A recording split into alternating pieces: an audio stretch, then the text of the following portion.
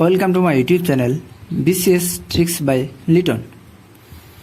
আজকে আমরা সাধারণত যেটি নিয়ে আলোচনা করব সেটি হচ্ছে বিভিন্ন চাকরির পরীক্ষায় আসা গুরুত্বপূর্ণ কিছু গণিত নিয়ে, অঙ্ক নিয়ে। আচ্ছা, কথা না বাড়িয়ে চলুন শুরু করা যাক। তবে শুরু করার আগে একটি কথা না বললেই নয়, আপনারা যারা এখন আমার চ্যানেলটি সাবস্ক্রাইব করেন নাই তারা অবশ্যই সাবস্ক্রাইব করবেন, যেন আমি আরও ভালো মানের ভিডিও তৈরি করে আপনাদের উপহার দিতে পারি। আচ্ছা, এখানে একটা বই, এটা একটা বই, BCS এর একটা বই। এখান থেকে আমি কয়েকটা প্রশ্ন আইডেন্টিফাই করছি যেগুলো নিয়ে আজকে আলোচনা করব। আচ্ছা, চলুন প্রশ্নটা পড়া যাক।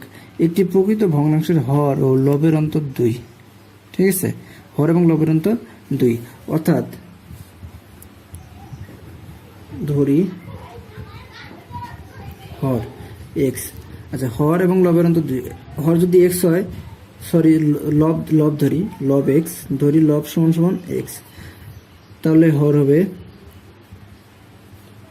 x plus 2। হর এবং লবের অন্তর 2, ঠিক আছে? যেহেতু 2 অন্তর 2, সেহেতু এটা যদি x হয় x প্লাস 2 হবে। আচ্ছা, উভয় থেকে 3 বিয়োগ করলে যে ভগ্নাংশ পাওয়া যায় তার সঙ্গে 1/4 যোগ করলে যোগফল 1 হয়। তাহলে চলুন প্রশ্ন মতো লেখা যাক। কি বলছে? উভয় থেকে 3 বিয়োগ করলে, অর্থাৎ লব থেকে 3 বিয়োগ, হর থেকে 3 বিয়োগ, যে ভগ্নাংশ পাওয়া যায়, এই ভগ্নাংশটা পাওয়া যায়, তার সঙ্গে 1/4 যোগ করলে, তাহলে 1/4 যোগ করুন, যোগফল কত হবে? 1 হবে। এখন আমরা এটা যদি সমাধান করি তাহলে x এর মান বেরিয়ে আসবে। x এর মান বেরিয়ে আসলেই পুরো ভগ্নাংশটি আমরা পেয়ে যাব। চলুন সমাধান করা যাক। বা দেখুন, x - 3 by x - 1 plus 1/4 equal to 1। বা দেখুন, আমরা এখানে যদি কমন নেই তাহলে x - 4 ইন্টু x - 1, ঠিক আছে? এবং উপরে আসতেছে 4x -3 4 12।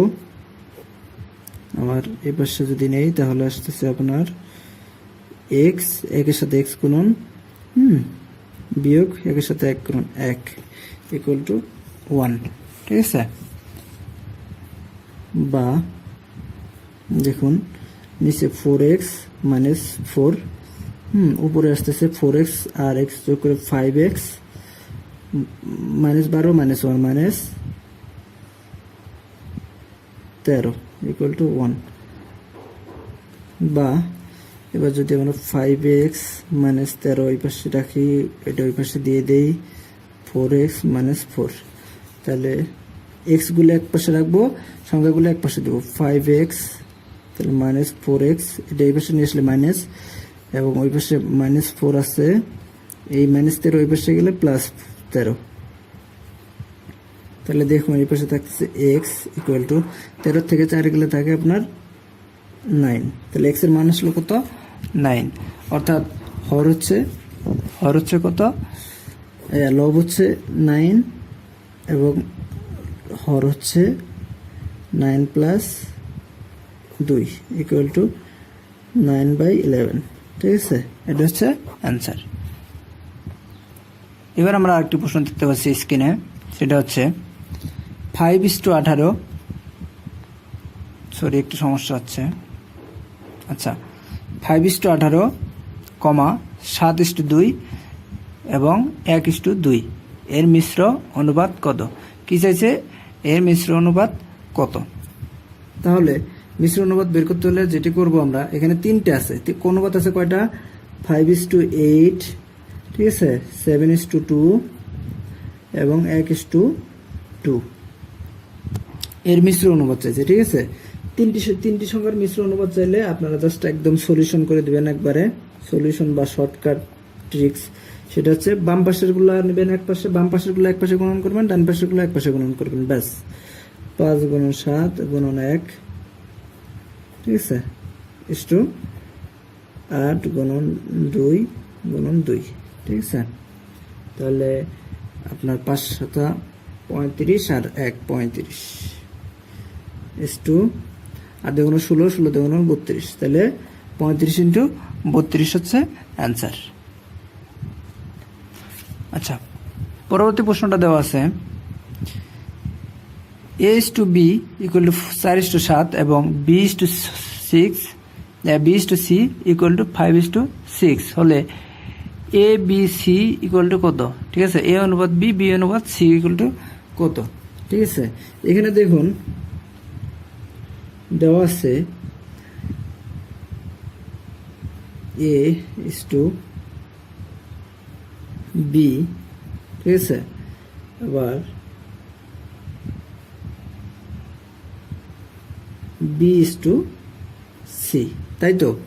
আচ্ছা, এখানে দেখুন দুইটা বি দেওয়া আছে, দুইটা বি এর মান দুই রকম। এখানে দেখুন 4:7, আবার এখানে দেখুন বি এর মান দেওয়া আছে 5:6। আমাদের যে কাজটি করতে হবে, একটু সমস্যা হচ্ছে ভিডিও, আচ্ছা ঠিক আছে, আমাদের যে কাজটি করতে হবে সেটি হচ্ছে এই 5 এবং 7 এবং 5 কে একই সংখ্যায় আনতে হবে। ঠিক আছে, যেহেতু এখানে বি এর মান এখানে একরকম, এখানে একরকম। আচ্ছা, আমরা যদি এখানে, এটা তো একটা পুরো অনুপাত, তাই না? এখানে যদি 7 এর মান বদলাই অবশ্যই 4 এর মান বদলাইতে হবে। আবার এখানে যদি 5 এর মান বদলাই তাহলে অবশ্যই 6 এর মানটাও বদলাইতে হবে।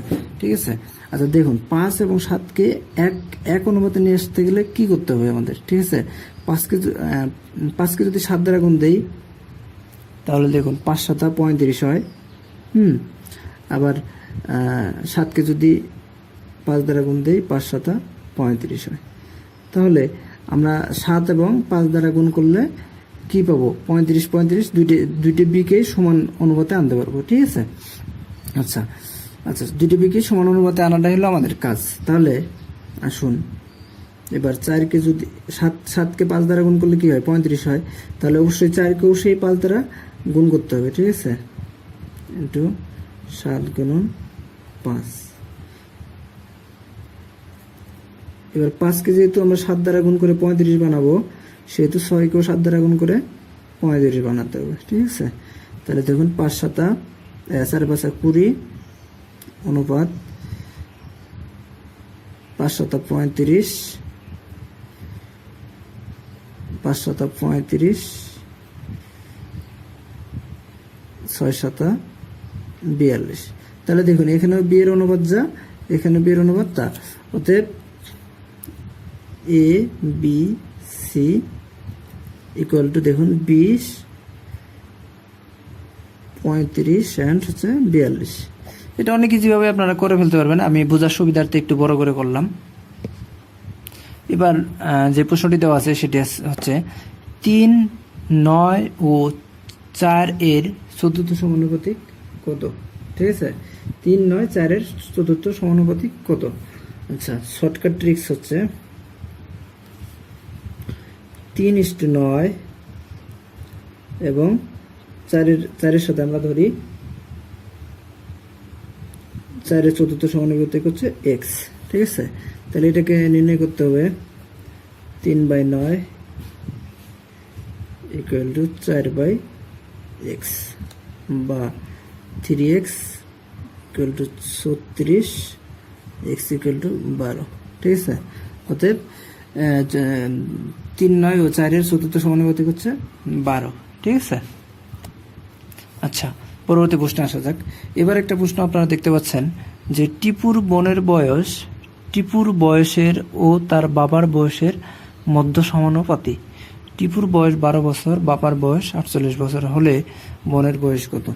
এক্ষেত্রে মধ্য সমানুপাত বলছে। ঠিক আছে, মধ্য সমানুপাত আমরা জানি মধ্য সমানুপাত সমান √ প্রথম সংখ্যা গুণন দ্বিতীয় সংখ্যা। ঠিক আছে, মধ্য সমানুপাতের সূত্র হচ্ছে এটা, প্রথম সংখ্যা গুণন দ্বিতীয় সংখ্যা। আচ্ছা, তাহলে আসুন প্রথম সংখ্যাটি হচ্ছে কত? টিপুর বয়স হচ্ছে 12 বছর এবং দ্বিতীয় সংখ্যা হচ্ছে বাবার বয়স 48 বছর। ঠিক আছে, বাবার বয়স এবং টিপুর বয়সটাকে গুণ করে তার উপর √ দিলেই কি হচ্ছে? ওই মধ্য সমানুপাত বের হয়ে আসবে, ঠিক আছে। √576 576কে বর্গ করলে 24 হয়, ঠিক আছে। বা আপনারা এইভাবে বর্গটা করে নিতে পারেন, 24 12 গুণন 12 24কে ভাঙবেন, ঠিক আছে, গুণন 2 গুণন 2, ঠিক আছে। এবার দেখুন 2টা 12 2টা 2, তাহলে কি করা যায় এখানে, তাহলে 12 গুণন 2 এর উপর কি দিবেন, স্কয়ার দিবেন, তাহলে সরি স্কয়ার আর স্কয়ার √ওভার কাটা, তাহলে কি হয় 12 গুণন 2 সমান সমান 24, ঠিক আছে। আপনাদের যেভাবে ভালো লাগে সেভাবে করবেন। এবার আপনারা দেখতে পাচ্ছেন 16:25 অনুপাতের উভয় পদ থেকে কত বিয়োগ করলে অনুপাতের মান হাফ হবে, ঠিক আছে। আচ্ছা, দেওয়া আছে 16:25 অনুপাতের উভয় পদ থেকে কত বিয়োগ করলে অনুপাতের মান হাফ হবে, ঠিক আছে। আমি প্রশ্নটা আরেকবার বললাম আপনাদের সুবিধার্থে। আচ্ছা, ধরি, মনে মনে ধরবো আমরা এক্স বিয়োগ করলে